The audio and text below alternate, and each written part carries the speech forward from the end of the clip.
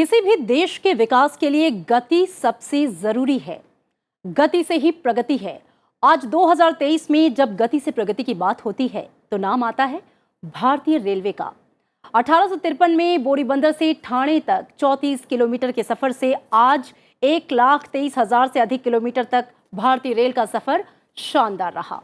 पिछले 9 वर्षों में भारत में रेल यात्रा की तस्वीर में अभूतपूर्व बदलाव आया है। नमस्कार, स्वागत है आपका। आप देख रहे हैं ट्रांसफॉर्मिंग इंडिया की नई तस्वीर, भारतीय रेल गति से प्रगति।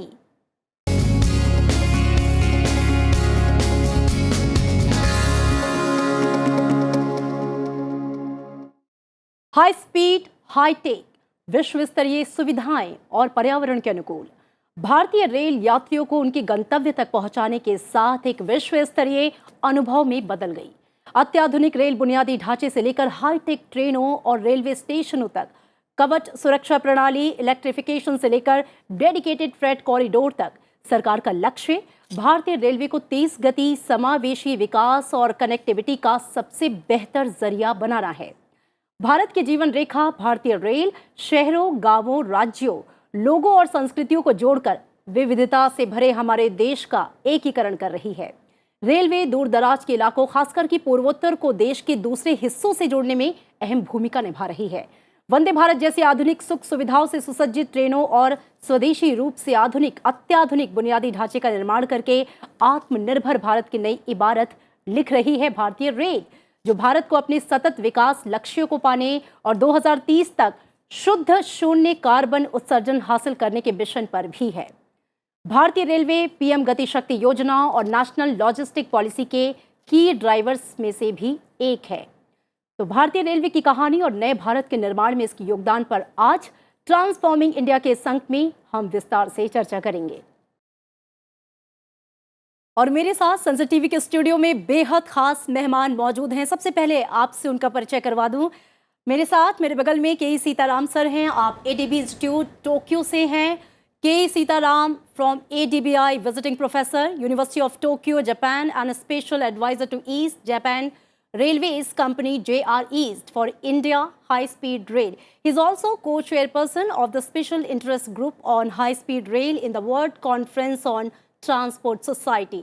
सब बहुत स्वागत है आपका संसद टीवी में। नमस्कार। साथ ही मेरे साथ नीरज वर्मा है, IRTS DRM Western Railway Mumbai. Neeraj Verma belongs to the Civil Services 1995 batch of Indian Railway Traffic Services. His core area of competence is passenger operations and its strategic planning. बहुत स्वागत है आप दोनों का और आइए चर्चा की शुरुआत करते हैं। सबसे पहले नीरज जी, मैं आपसे करना चाहूंगी, क्योंकि जब हम भारतीय रेलवे की बात करते हैं तो जो हमारा ट्रेडिशनल रेलवे सिस्टम है उस पर बात करना बहुत ज़रूरी है। उसकी बदलती हुई तस्वीर को देखना बहुत ज़रूरी है।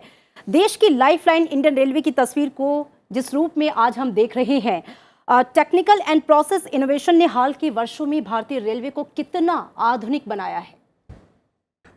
ये ट्रांसफॉर्मेटिव चेंज की जो जर्नी है वो बहुत स्पीड से आगे जाने लगी है। कुछ चीज़ें ऐसी हैं जिसने बिल्कुल ही बदल दिया है हमारे इसको जो रेलवेज़ का सिस्टम है। अब आपने 2 खास शब्द का नाम लिया है, technical innovation and process innovation जी। तो अगर टेक्निकल इनोवेशन हम देखें तो वंदे भारत ट्रेन जैसे है, वो एक तरीके का आकाश में जिस तरीके से तारा होता है वो बनता चला जा रहा है जी। सब लोग क्षितिज की तरफ देखते हैं कि कब ये तारा हमारी तरफ आएगा जी। वंदे भारत ट्रेन अपने आप में एक पैसेंजर एक्सपीरियंस में बिल्कुल वर्ल्ड क्लास है। In terms of technology, distributed power, acceleration, ये अपने आप में बिल्कुल नई चीज़ आई भारत में, जो कि चारों ओर लोग बहुत उत्साह से इंतज़ार कर रहे हैं कि कब उनके इलाके में आएगी। और हमारे यहाँ मैं बताऊँ, मुंबई से लेकर गांधीनगर कैपिटल तक जो ये ट्रेन चल रही है, इसमें पैट्रनाइजेशन बहुत अच्छा है और लोग बहुत खुश हैं जी। प्रोसेस इनोवेशन के टर्म्स में अगर आप देखें तो जो हमें गति शक्ति यूनिट में इतने पावर्स दिए गए हैं, जिसका खास एग्जाम्पल है ये अमृत भारत स्टेशंस, जो कि अभी तुरंत इस बजट में अनाउंस हुआ and we are now already at a fairly advance stage of planning its implementation. तो इस तरीके की चीज़ों में हम लोग काफ़ी आगे आ गए हैं। तो प्रगति बहुत तेज़ी से हो रही है, बदलाव बहुत तेज़ी से हो रहा है, ट्रांसफॉर्मेटिव चेंज बहुत तेज़ी से हो रहा है। जी। अब मैं चर्चा में के सीताराम सर आपको शामिल करना चाहूँगी। और सर, आप पिछले 40 साल से तकरीबन जापान में हैं और आपने इन सालों में जापान के विकास यात्रा को बेहद करीब से देखा है और समझा है। करीब 60 साल पहले जब जापान में शिंकानसेन लाने की बात हुई थी तो जाहिर तौर पर वहाँ पर कुछ चुनौतियाँ थीं, और आज भारत में भी जब हम बुलेट ट्रेन लाने की तैयारी कर रहे हैं तो चुनौतियाँ हैं। ऐसे में इन चुनौतियों के बीच जापान के मुकाबले भारत की स्थिति को आप कैसे एनालाइज करते हैं? So, my Hindi is not very good, so allow No me problem, to sir. You say can in speak in English. The high-speed rail coming to a country Yes, sir. is like the next generation of transport and mobility. Very interestingly, India and Japan started railways almost around the same time, about 150 years ago.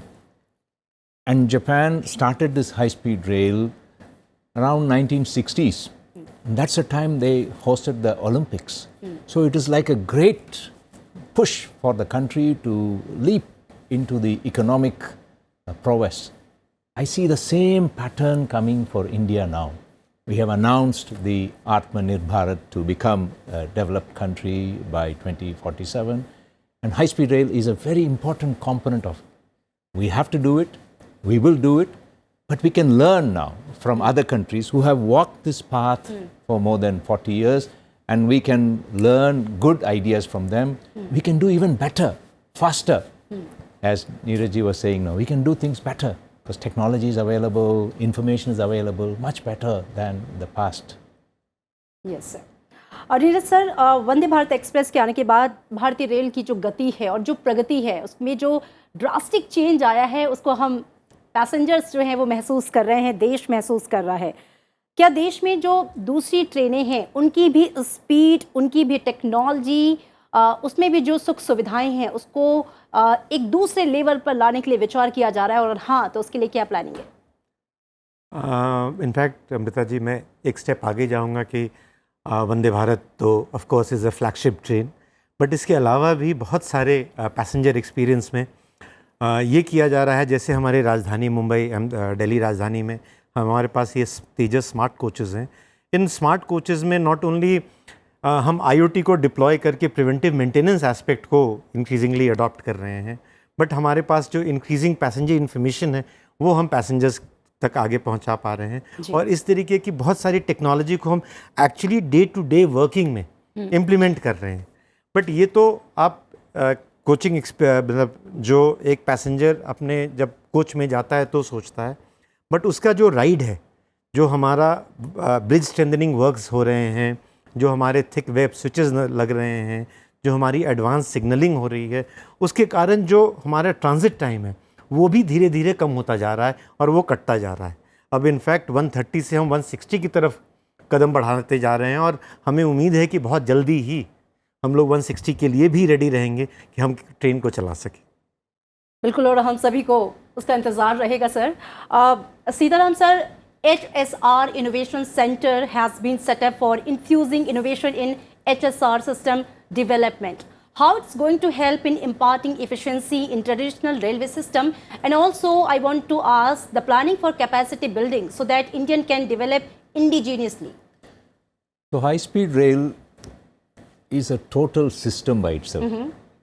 It has the rail aspects, the civil engineering aspects, the electrical and signaling aspects, and more importantly, they are all coordinated with an integrated system, not just to run the train, but also to maintain the train, and during operation, all of the activities are integrated.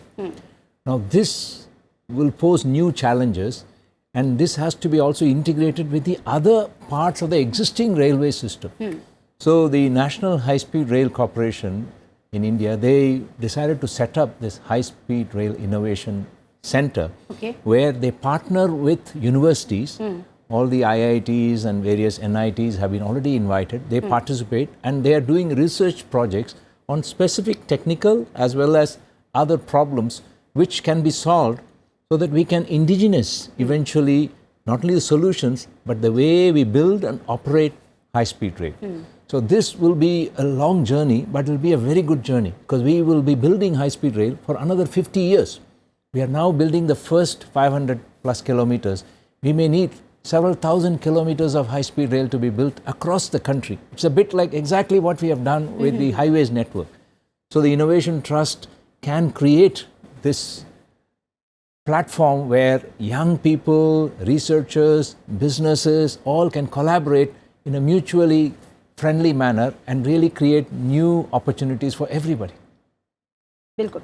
पूरे railway system को modernise करने की बात करते हैं तो railway stations को कैसे भूल सकते हैं। इंक्लूसिव ग्रोथ की यहाँ पर प्रधानमंत्री हमेशा बात करते हैं और फिलहाल अमृत रेलवे स्टेशन स्कीम के तहत जो उन्होंने घोषणा की है वो 1300 से ज़्यादा रेलवे स्टेशन पे काम करने की बात कही है। अब ज़रूर जानना चाहेंगे, लोग बड़े एक्साइटेड हैं जानने के लिए कि ये स्कीम दरअसल है क्या और कैसे हम अपने रेलवे स्टेशंस को ट्रांसफॉर्म होते हुए देखेंगे।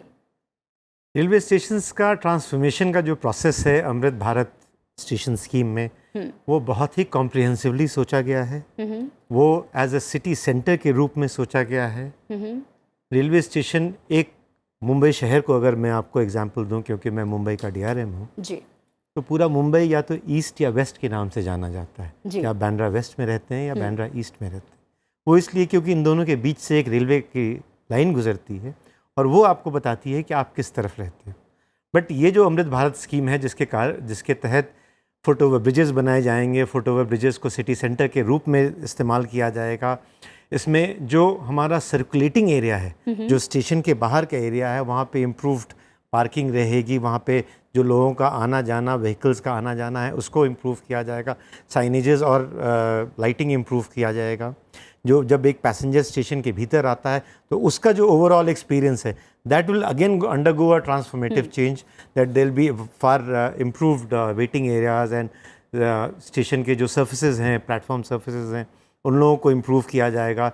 Toilets for ladies and gents and all these things will be built and और ये सारा कुछ जो है बहुत तेज़ी से किया जाएगा। ये जो अमृत काल का वर्ष है उसके भीतर हमें करने के लिए पूरी कोशिश की जा रही है। बहुत सारे कार्य शायद पूरा ना हो सके, लेकिन बहुत सारे कार्य पूरे भी हो जाएंगे जी। तो अमृत भारत स्टेशन स्कीम में ये जो 1300 से ज़्यादा स्टेशन लिए गए हैं और मुंबई डिवीज़न में खास करके लगभग 19 स्टेशन लिए गए हैं, we are very very excited and we are very very hopeful that we should be able to provide to the people of Mumbai and to that area something really exciting and a transformative experience. जी sir. Sitaram sir, जब हम भारत में आप देख रहे हैं कि प्रधानमंत्री जो है वो चारों तरफ से विकास की बात कर रहे हैं, इंक्लूसिव ग्रोथ की बात कर रहे हैं, भारत में एक इफिशिएंट ट्रांसपोर्ट नेटवर्क को डेवलप करने के लिए हाई स्पीड रेल नेटवर्क के साथ multi modal integration and last mile connectivity का होना बेहद ज़रूरी है। भारत में हाई स्पीड ट्रेनों के लिए जो नया इंफ्रा डेवलप हो रहा है, उसमें प्रोविजंस जो हैं उसके बारे में जानना चाहेंगे। So when we develop a high speed rail network, people will go from their home to a particular station and then they will reach another station and then they will need to go to a workplace or some other place. Now this whole connectivity entails other developments, real estate development, business development. So we call it as the transit-oriented development. And this, Japan, Korea, all these countries have done this. And this is another long journey. Building the train, operating the train is one part of it, but building the other parts is equally important, and they will also generate revenue because people want to use the train to do actual business or actual sightseeing. So we can have all these destinations develop. So it's very, very fascinating to work on this simultaneously, and I see opportunities are plenty because Railways has huge opportunities to build on their existing resources. गति शक्ति mission भी जो है वो इसीलिए launch किया गया। Semi high speed और हाई स्पीड ट्रेनों के अलावा भारत में कई एक्सप्रेसवे और हाईवे का काम भी जोरों पर है। अभी बातचीत में मैंने आपसे दिल्ली मुंबई एक्सप्रेसवे की भी बात की। जी जी बिल्कुल। ऐसे में भारतीय रेल और रोड ट्रांसपोर्ट एक दूसरे को कॉम्प्लीमेंट करते हुए कैसे दिखाई दे रहे हैं? You know, it's very interesting कि probably one of the biggest experiments in the complementarity of developing a road and railway as a transportation hub is happening at Surat. सूरत में एक integrated multi model transportation hub बन रहा है, जहाँ पे एक ही railways की एक ही स्पेशल पर्पस व्हीकल जो बनाई गई है, वो पूरे रोड ट्रांसपोर्ट के बस डिपो को, उसके इलाके को डेवलप कर रही है। उसके साथ जो रेलवे स्टेशन है उसे इंटीग्रेट कर रही है। रेलवे स्टेशन में वेस्टर्न साइड और ईस्टर्न साइड को भी इस तरीके से डेवलप कर रही है कि it becomes like an organic whole, and the overall connectivity with the neighbouring areas, the commercial places, the residential places, all of that is becoming like an integral part of the entire city. So अगर हम इसको इस तरीके से देखें कि आज की डेट पे ऑलमोस्ट 10,000 स्क्वायर मीटर का स्पेस जो बिटवीन जो बस स्टैंड के पास था और जो रेलवेज़ ने अपने पास रखा हुआ था, वो that is getting exploded almost to 120,000 square metres of space that will be available. The level of services of roads and other things will probably jump from level LOS C to LOS A. वहाँ पर जो हम लोग commercial building spaces बनाएंगे can actually be utilise by people. जो सूरत आएंगे उनको station के इलाके के बाहर निकलने की ज़रूरत नहीं पड़ेगी, और वो उस एरिया को as a multi modal, multi activity, multi office, multi transaction, it can turn into a financial and activity hub by itself. तो ये जो आपने बात कही है, ये एक्सपेरिमेंट जो है बहुत तेज़ी से, इनफैक्ट इस पे 2016 में ही MOU साइन हुआ था, और ये काम अब बिल्कुल तेज़ी से आगे बढ़ रहा है. And we are beginning to see the effect on ground. तो मुझे उम्मीद है कि अगले 1-2 साल में बिल्कुल बनकर तैयार होगा, and it will be an model of what an integrated multi modal transport hub in India can be. बिल्कुल, ये भविष्य है. जी बिल्कुल. सीताराम सर, आपसे मेरी पहले भी जब बात हो रही थी तो आपने क्वालिटी ऑफ लाइफ पे बहुत फोकस किया था. मुझे लगता है हर चीज़ का जो टारगेट है वो वही है कि क्वालिटी ऑफ लाइफ कैसे इंप्रूव हो रही है, और वो इंडिविजुअल लेवल पे होनी चाहिए, इज़न्ट इट? एक successful high speed rail organisation technology और ह्यूमन के बीच तालमेल कैसे बना सकती है, और भारत जैसे देश में एक high speed rail implementation, industrial production और क्वालिटी ऑफ लाइफ को कैसे बूस्ट किया जा सकता है, इसको लेकर आपके विचार जानना चाहेंगे. So let me introduce a book that we just completed, where one of our doctoral students actually tried to simulate how the high-speed rail will facilitate new innovation in the country, and young people will start collaborating with each other. So the high-speed rail makes people move from one place to another very quickly. So when the Mumbai-Ahmedabad high-speed rail will be completed, people can commute between Ahmedabad and Mumbai in 2 hours or so. That means people can meet and work together and go back to their workplaces. So this aspect of mobility is now going to create new opportunities, and this is evidence. In Japan, because of the high-speed rail, a lot of new ideas came up and people could collaborate. More intellectual property registrations have taken place in Tokyo. And we would like to see that happen in big Indian knowledge centers. At every big city, we have universities, we have business complexes. Now they can collaborate better. Now, quality of life has many dimensions. One is the living quality of life, another is the work quality of life, and finally, how it contributes to the economy. And this is what we like to see, the high-speed rail contributing to the economy. So everybody gets higher income and better lifestyle, and we can all celebrate that. And quality of life improve.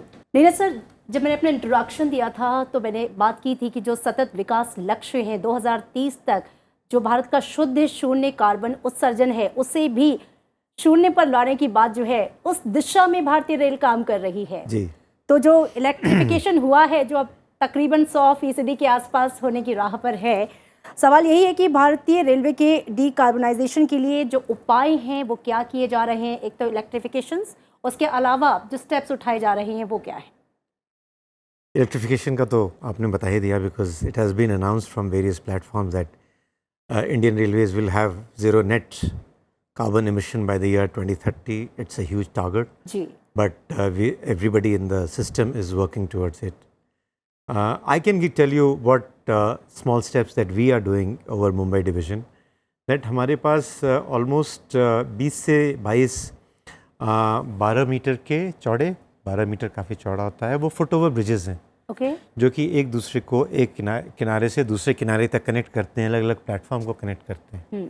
और ये थोड़े ऊंचे होते हैं और इनके ऊपर एक शेड रहता है, so that people are saved from the sun and the rain. इसके ऊपर की जो जगह है, इसके ऊपर हम सोलर पैनल्स लगा करके रिन्यूएबल एनर्जी डाल करके हम ये कोशिश कर रहे हैं कि इसके भीतर की जो हमारी एनर्जी की रिक्वायरमेंट्स होगी, because we will have improved signages, we will have far greater lighting. We will have, practically zero dark corners for improved safety and security of all the people who come to the station.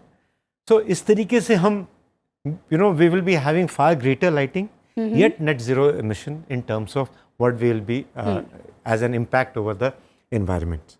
Sitaram sir, जब हम high speed ट्रेनों की बात करते हैं तो transportation के जो अदर मोड्स हैं लाइक एयरवेज एंड हाईवेज, अगर हम इनसे तुलना करें तो किस तरीके के फ़ायदे हाई स्पीड में नज़र आते हैं? ये सवाल सिर्फ मेरा नहीं है सर, ये 140 करोड़ भारतीयों का है. So, this is a well-researched topic actually, जी. and we need to understand it from various dimensions. जी. The advantage of high-speed rail is to be able to move people to up to 500 kilometers, 700 kilometers, not only very quickly, but very frequently. When the high-speed rail is operating in full capacity, a train can leave the station every 15 minutes or even shorter duration. In Japan, it can leave every 7 minutes. So depending on how efficient you are. That means every 15 minutes you can move several thousand people from one place to another place. And that is the important aspect. It's environmentally friendly, it is also extremely punctual, and it's efficient and very safe. Because high-speed rail runs on a dedicated train corridor, so it's extremely safe the way it operates. And that is something we should celebrate and utilize. That kind of efficiency is not possible for air travel as well as highway travel, because in highway travel, individuals will have to negotiate the traffic. In air travel, we will have to come to an airport, we have to wait, the plane will take off. The procedures are different. Whereas in high-speed rail, you can literally walk into the train and you will be boarding the train will leave and you're reaching the destination. We like to enjoy that soon. Other countries are having it and we should have that very soon. Sir, यहाँ पे एक और मैं add करना चाहूँगी कि जो Japanese Shinkansen है उसकी जो केस स्टडी से लेकर क्या कहती है? आपने काफ़ी करीब से उसे देखा है. So the case studies of Shinkansen, for their experience has been evaluated how it contributes to the economy. Their experience has been evaluated how they achieved safety standards. I think all that we can bring it here. In India, we have done a similar study looking at what people will do when the high-speed rail will come, what benefits they will get. So we are already seeing that people would like to utilize it for their business travel, would like to utilize it for their pleasure travel. And we are seeing that some city centers will benefit already. Some rural areas will benefit already because people can come and bring their goods. So all that impact can be now visualized. And we can confirm that when the train actually runs. बिल्कुल. चूँकि अब वक्त conclude करने का आ चुका है, एक question जो नीरज जी मैं आपसे पूछना चाह रही हूँ कि भारतीय रेलवे नेटवर्क में डेडिकेटेड फ्रेट कॉरिडोर, आगामी रैपिड रेलवे ट्रांजिट सिस्टम हो, मेट्रो ट्रांजिट सिस्टम हो, metro system, high speed rail system Bharat में परिवहन प्रणाली के परिदृश्य को कैसे बदल रहे हैं और आगे इसमें संभावनाएं और क्या नज़र आ रही हैं? अगेन मतलब मैं आपको वापस मुंबई ले जाऊंगा. बिल्कुल. हमारे पास आपने जितने एग्जांपल्स दिए हैं उसके साथ में एक मुंबई रेल विकास कॉरपोरेशन भी है जी. और वो भी जो है हमारी जो सबर्बन सिस्टम को जो विरार से दहानू रोड एक्सटेंड हो रही है, जो कि ऑलमोस्ट 60 एक्स्ट्रा किलोमीटर्स है, which is almost doubling the length of the existing suburban system. तो अब सिचुएशन ये रहेगा कि बीच में इंडियन रेलवेज़ की 2 ट्रैक रहेंगे मुंबई डिवीज़न की. एक तरफ डेडिकेटेड फ्रेट कॉरिडोर रहेगा, एक तरफ मुंबई रेल विकास निगम के 2 कॉरिडोर रहेंगे जो कि हम सबज्यूम कर लेंगे. विरार से आगे हमारे पास 8 लाइनें रहेंगी. तो ओवरऑल जो हमारे पास फिर वंदे मेट्रो के आने की वह भी चर्चा चल रही है. तो भविष्य जो नज़र आ रहा है वो बहुत ही एक्साइटिंग भविष्य है. भविष्य जो नज़र आ रहा है वो बहुत ही चैलेंजिंग भविष्य है. और भविष्य जो हमने क्रिएट किया हुआ है एक लोगों के दिमाग में, वो जो एक खुशी की लहर है, उस खुशी की लहर को आप अपने डेस्टिनेशन तक पहुंचाना एक बहुत बड़ा चैलेंज है जिसके लिए सब लोग मिल करके काम कर रहे हैं. So far we have been successful, so far we have been able to largely deliver in terms of Vande Bharat and higher speeds and improved transit times and all those situations.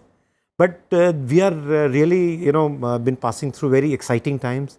And National High Speed Rail Corporation का तो मतलब वो because सूरत से लेकर मुंबई तक वो हमारे इलाके में ही आता है, So therefore, I have had the good fortune of visiting how quickly it is beginning to catch the people's mind. लोग देख रहे हैं अब कि वायरडक्ट बन रहे हैं, कास्टिंग यार्ड से ये बड़े बड़े पिलर्स निकल कर जा रहे हैं, ये पिलर्स खड़े हो रहे हैं, उन्हें लग रहा है कि अब ये रियलिटी हो रही है। जो अभी टेलीविज़न स्टूडियोज़ में जो बात हो रही है, अब वो लोगों को धरती पे नज़र आ रही है।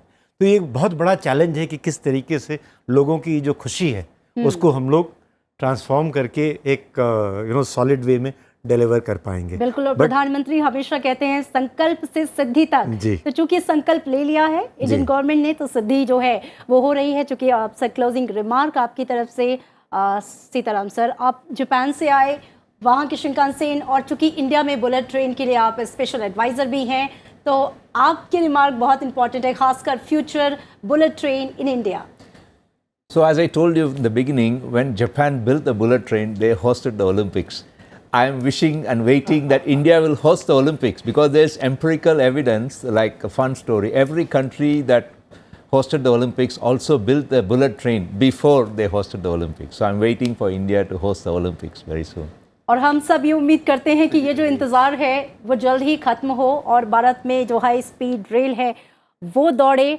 और चूँकि नीरज सर, आप मुंबई से आए, आप टोक्यो से आए इंडिया, बहुत बहुत शुक्रिया इस चर्चा में हमारे साथ शामिल होने के लिए। तो भारतीय रेल का परिदृश्य जिस तरीके से बदल रहा है, सुनहरा रूप ले रहा है, वो न सिर्फ भारत में पूरी दुनिया के लिए एक मिसाल है, लगातार कायम हो रही है। इसी के साथ फिलहाल इस एपिसोड में इस अंक में इतना ही। आप दोनों खास मेहमानों का एक बार फिर से बहुत शुक्रिया। देखते रहिए संसद टीवी। फिलहाल इतना ही, रखिए अपना ख्याल। नमस्कार।